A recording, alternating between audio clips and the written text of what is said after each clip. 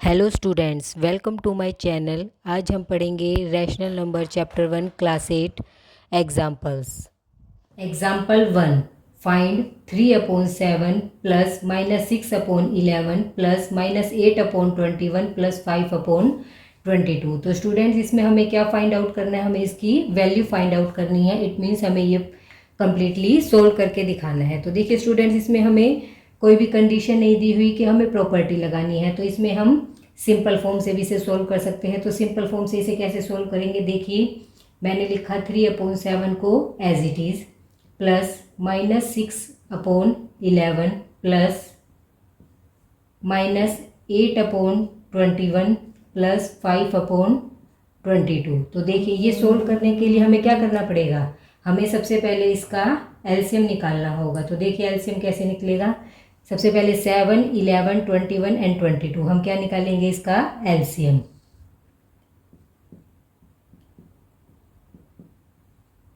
तो students, LCM कैसे निकालते हैं? तो देखिए सबसे पहले हम क्या देखेंगे? 2 पे कोई भी नंबर है जो कट हो रहा है। तो देखिए 22 ये हमारा किस पे जा रहा है? 2 पे। तो हम इसे 2 से डिवाइड कर सकते हैं, 2। और जो नंबर 2 पे डिवाइड नहीं हो रहा उसे हम एज इट इज़ रखेंगे। तो देखिए 7 को हमने रखा एज इट इज़, 11 को भी हमने रखा एज इट इज़, 21 को भी हमने रखा एज इट इज़, और 2 को 22 से करेंगे तो क्या आया हमारा? 11। फिर से देखिए, अब हम किस पे कर सकते हैं? अब हम कर सकते हैं 3 पे। नंबर वाइज चलते हैं। तो देखिए 3 से करेंगे तो 7 as it is, 11 as it is, 21 3 पे जा रहा है तो 3 7 21 और साथ में 11 एज इट इज़। अब ये देख के हमें साफ पता चल रहा है कि अब ये नंबर किससे डिवाइड होगा? 7 से। 7 1 जा 7, 11 को हम एज इट इज़ रखेंगे, 7 1 जा 7, 11 को एज इट इज़ रखेंगे। अब किस पे जाएगा? अब जाएगा 11 पे। 1 एज इट इज़, 11 1 जा 1, 11 1 जा, तो सारी डिजिट हमारे पास क्या आ गई? 1। तो इसका एलसीएम क्या आया? 2 × 3 × 7 × में 11। इसको हम मल्टीप्लाई कर लेंगे तो अभी हमारे इसका एलसीएम क्या आएगा? इसका एलसीएम आएगा 4 6 2। आप इन सबको मल्टीप्लाई करके देख लीजिए, हमारा क्या आएगा? 4 6 2। तो देखिए अब हमने इसका एलसीएम क्या लिया? 4 6 2। आगे देखिए, अब 4 6 2 है, 7 को हम 4 6 2 से डिवाइड करेंगे तो हमारा क्या आएगा? देखिए 7 को हमने 4 6 2 से डिवाइड किया तो हमारा क्या आया? 2 × 3 × में 11 हमारा ये आया। तो करिए 11 3 जा 33, 33 2 जा 66, तो हमारा क्या आया? 66। और ऊपर क्या है हमारा? 3 × में 3 प्लस। तो स्टूडेंट्स, आप ये सोचेंगे हमने ऐसे कैसे किया? तो देखिए, जब कोई नंबर डिवाइड हो रहा है, अब हमें पता है इन सब की मल्टीप्लिकेशन हमारे पास 4 6 2 है और मेरे को 7 इससे डिवाइड करना है। तो 7 को मैं इससे डिवाइड करूंगी तो मेरे पास क्या बचेगा? 2 × 3 × 11। तो क्या आया? 66 × में 3। अब आगे देखिए, अब मेरे को करना है 11 को, तो हम 11 को छोड़ देंगे तो हमारा क्या आया? 2 × 3 × में 7। तो क्या आया? 7 3 जा 21, 21 2 जा 42, तो मेरे पास आया 42। तो अब हम क्या करेंगे? 42 को मल्टीप्लाई कर देंगे -6 से, प्लस अब हम किससे करेंगे? अब हम करेंगे 21 से। इसमें 21, 7 और 3, 7 3 जा 21, तो मैं 21 को मतलब 7 और 3 को मैं छोड़ दूंगी। तो अब हमारे पास क्या आया? 11 2 जा 22। हमारे पास क्या आया? 22। 11 × में 2, क्योंकि मेरे को 21 से तो इसे डिवाइड करना था तो मैंने इधर से 21 छोड़ दिया। 7 3 जा 21, तो मेरा क्या आया? 11 2 जा 22 आया। तो 22 को किससे मल्टीप्लाई करेंगे हम? -8 से, प्लस अब आगे है मेरे को चाहिए 22। 22 के लिए क्या करूँगी मैं? 11 2 जा 22, इसको छोड़ दूंगी तो अब मेरे पास क्या आया? 7 × में 3 = 21। तो अब हमारा क्या आया?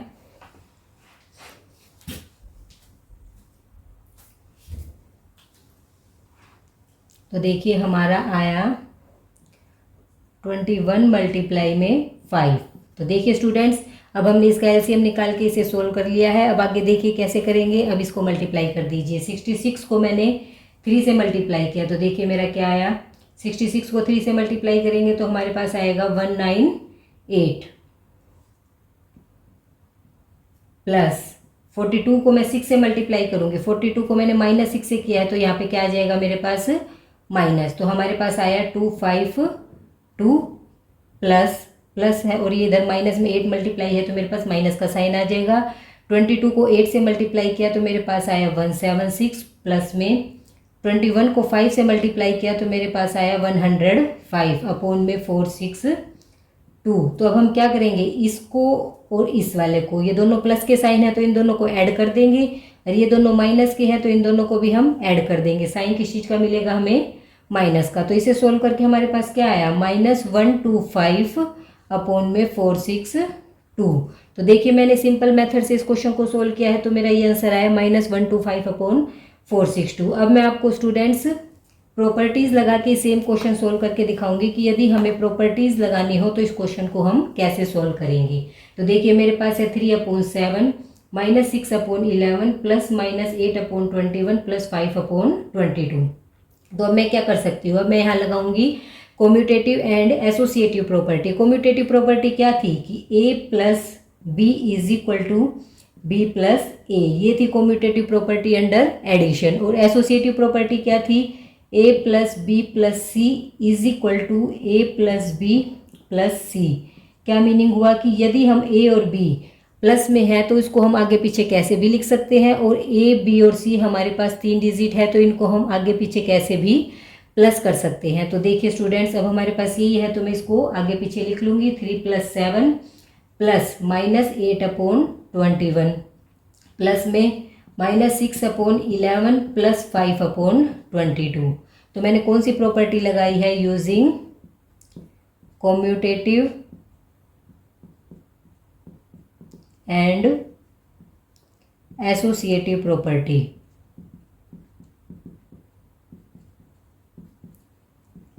अब आप ये सोचेंगे कि मैंने इसको ही यहाँ क्यों लिया और इसको पीछे क्यों लिया।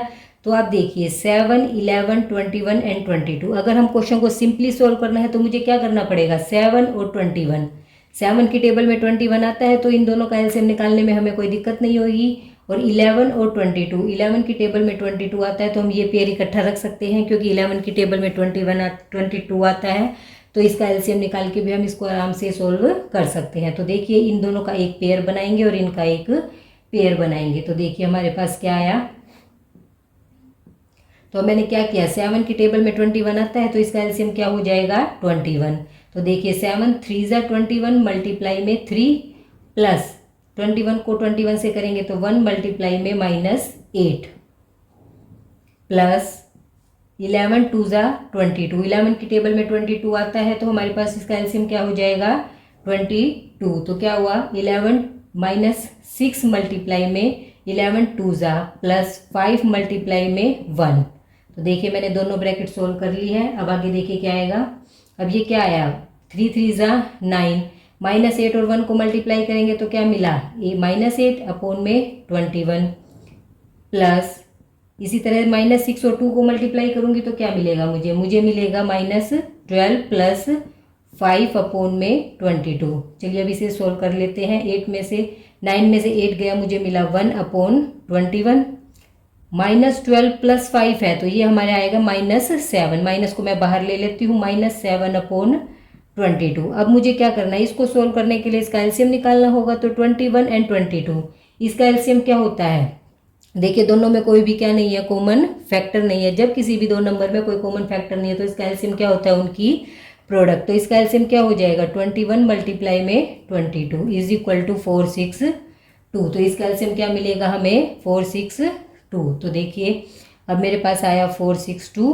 अब मैंने किया 21 को 462 से करेंगे तो हमारे पास क्या आएगा, अभी मैंने आपको बताया 21 मल्टीप्लाई में 22 इज इक्वल टू 462। और मेरे को 21 को डिवाइड करना है 462 से, तो मेरे पास क्या बचेगा, 22 मल्टीप्लाई में ऊपर हमारे पास है 1 माइनस, इसी तरह 462 को 22 को मैं डिवाइड करूंगी 462 से तो मेरे पास क्या आया, 21। तो मेरे पास क्या बचा, 21 मल्टीप्लाई में 7। तो अब हमारे पास क्या आया, 21 को 2 को 1 से मल्टीप्लाई करेंगे तो मुझे मिला 22 माइनस 21 को 7 से करूंगी तो मुझे मिला 147 अपॉन में 462। तो इसे मैंने, इधर प्लस का साइन है, ये माइनस का साइन है, तो 147 में से 42 सब्ट्रैक्ट हो जाएगा तो मेरे पास आया 125 अपॉन में 462। तो देखिए साइन हमारे पास किस चीज़ का आएगा, माइनस का।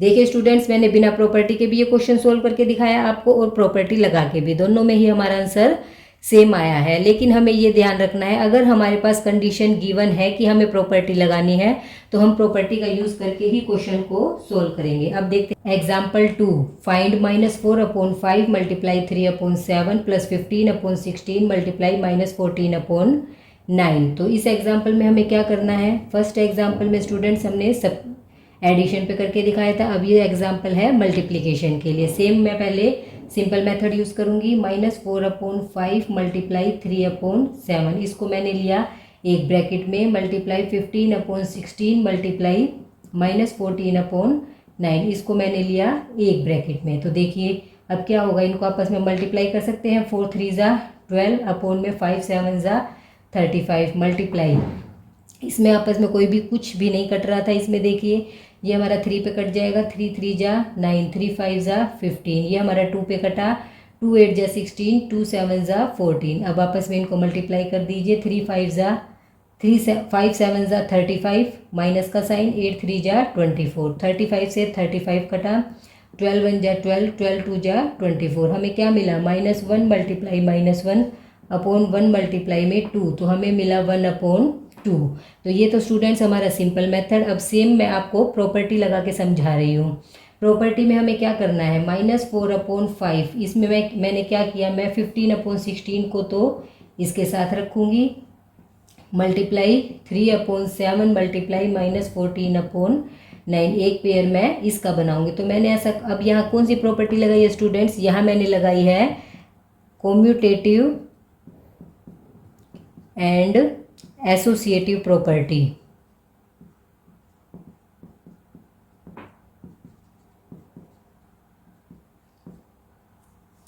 तो कॉम्यूटेटिव एंड एसोसिएटिव प्रॉपर्टी कैसे लगी, आपने पहले भी मेरी इंट्रोडक्शन वीडियो नहीं देखी है तो स्टूडेंट्स पहले आप इंट्रोडक्शन वीडियो देखिए, उसी के बाद आपको ये एग्जांपल्स अच्छे से क्लियर होंगे।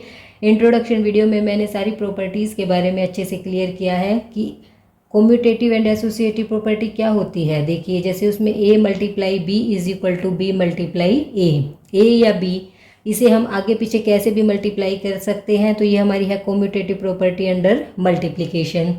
A multiply B multiply C is equal to A multiply B multiply C।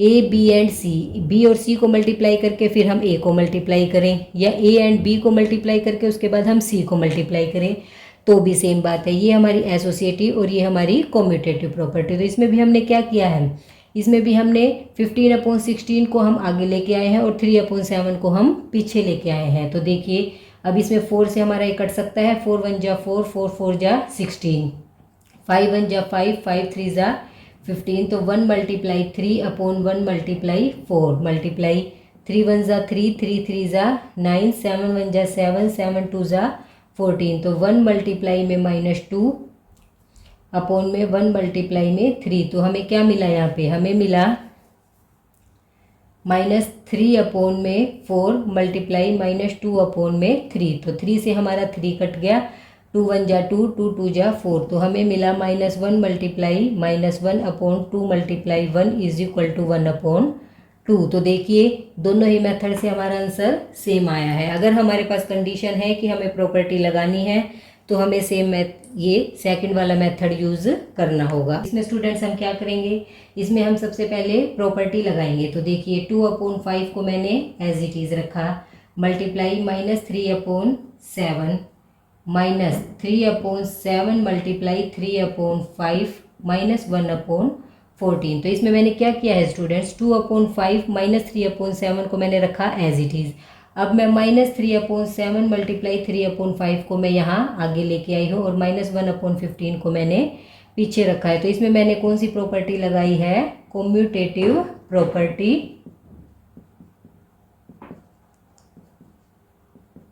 Commutative property कैसे लगाई, जैसे मैंने A plus B is equal to B plus A, मैं A और B हमारे पास, एक इसको मैंने A माना, इसको मैंने B माना, तो इसको मैं आगे लेके आई और इसको मैंने पीछे रखा। तो अब आगे अब हमारे पास क्या आया, 2/5 मल्टीप्लाई -3/7 प्लस -3/7 मल्टीप्लाई 3/5 -1/14। तो अब मैं यहाँ से क्या कर सकती हूँ, इसमें से और इसमें से -3/7 कॉमन ले सकती हूँ। -3/7 2/5 प्लस में 3/5 -1/14 इज इक्वल टू, अब देखिए स्टूडेंट्स यहाँ मैंने कौन सी प्रॉपर्टी लगाई है, यहाँ मैंने लगाई है डिस्ट्रीब्यूटिव प्रॉपर्टी।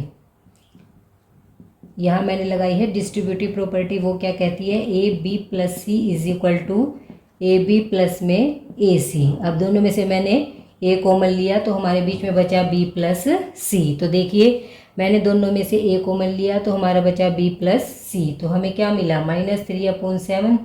इसमें से मैंने एलसीएम लिया 5 बन जा तो 1 × 2 इज इक्वल टू 2 प्लस 5 है तो 3 -1/14। तो अब हमें क्या मिला, -3/7 × 5/5 -1/14 इज इक्वल टू, ये हमारा सारा मल्टीप्लाई में है। तो देखिए हमारा 5 से 5 कट हो जाएगा तो हमें मिला -3/7 -1/14। तो मैं एलसीएम क्या लूँगी, 7 और 14 का एलसीएम हमें क्या मिलेगा, 7 × 2 = 14। तो हमारा इसका एलसीएम क्या आ जाएगा 14।